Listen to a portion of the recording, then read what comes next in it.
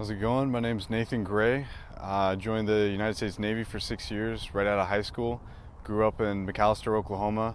We didn't have a ton of money growing up, but we made it work.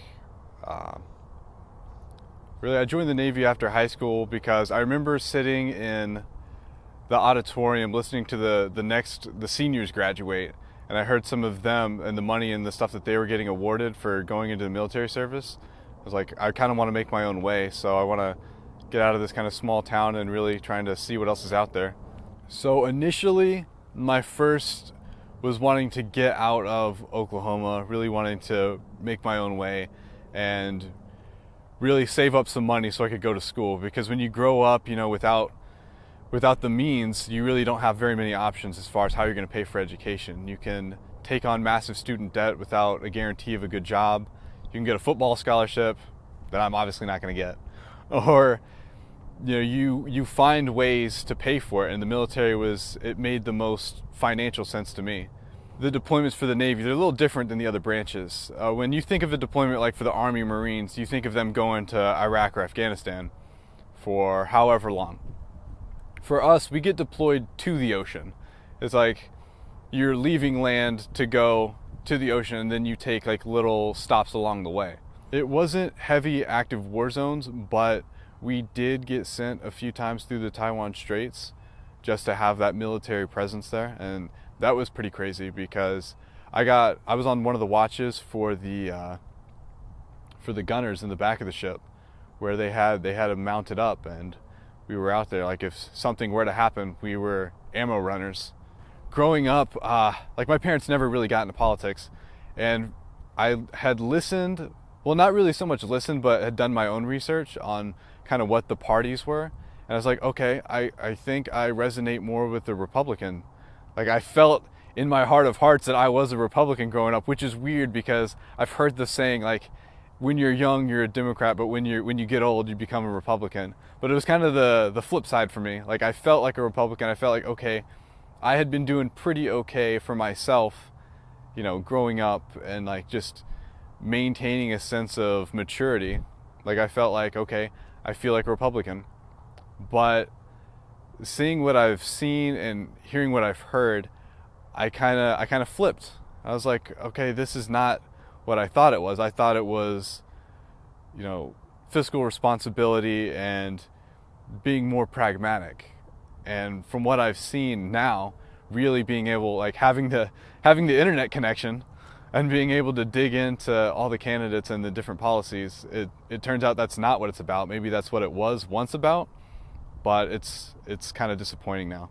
When the 2016 presidential elections were, up, like I was still in. And I was the one that would turn on the news every day, like in the chow hall, and like get people talking. Like I'd go around, I'd sit with different tables, because it does get kind of a little cliquey, but I kind of wanted to, I didn't really have that one set group that I was with all the time, so I was kind of bouncing around from group to group, and I'd get people talking, and we could be on the same page about a lot of things, but then they could pop up like last minute and say, yeah, and that's why we got to get this person in office and that person in office. And be like, whoa, I thought we were on the same page. I thought we had the same thing idea. And because we completely disagree on candidates. I mean, but it wasn't uncivil. Like we would still be able to maintain, levels of respect that I don't think we're seeing a lot, at least not on the news or in the media. But that was one thing I did notice. Like we agreed for the most part on the things that we wanted and the things that we wanted to see. We just had different ideas of who was going to provide those things. After seeing how the elections were turning out and kind of having this gut feeling of not wanting to serve under certain administrations, I kind of was like, okay, I have the option to re-enlist or possibly go out through like officer candidate school and get commissioned that way. But I thought, somebody's got to advocate for some change. So I got out, and now I'm studying public policy in college, and I want to make a difference. Probably the simplest thing that we could do is bring a little civility back to the conversations. I feel like, you look on any social media, like it's really hard to. I mean, you have to stay informed, but it's always a new scandal or a new, oh, this person's in a feud with this person, or this person doesn't like this person tweeted something angry about whoever, and it's It's like, these are the adults, these are the best that America, that the United States could come up with to represent us. Like, it's a national embarrassment. I think we get politicized a lot, as far as, like, I kind of cringe a little bit every time I hear like a representative say, like, support the troops and this and that. Like, we've grown up hearing these phrases, and then, like, until you actually are in and see what supporting the troops looks like, you don't really have that frame of mind.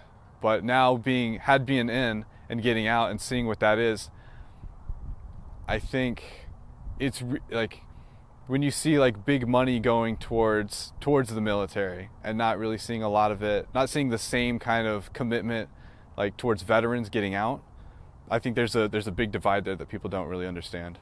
We need a common goal to strive towards, and I think that by focusing in on a new expedition for knowledge and discovery, that we can solve some of the issues that are really plaguing us. It's like, if you take any issue, whether it be healthcare, the environment, or the economy, those issues will be better served as a byproduct of unifying behind a single goal. And that's what I'd like to see.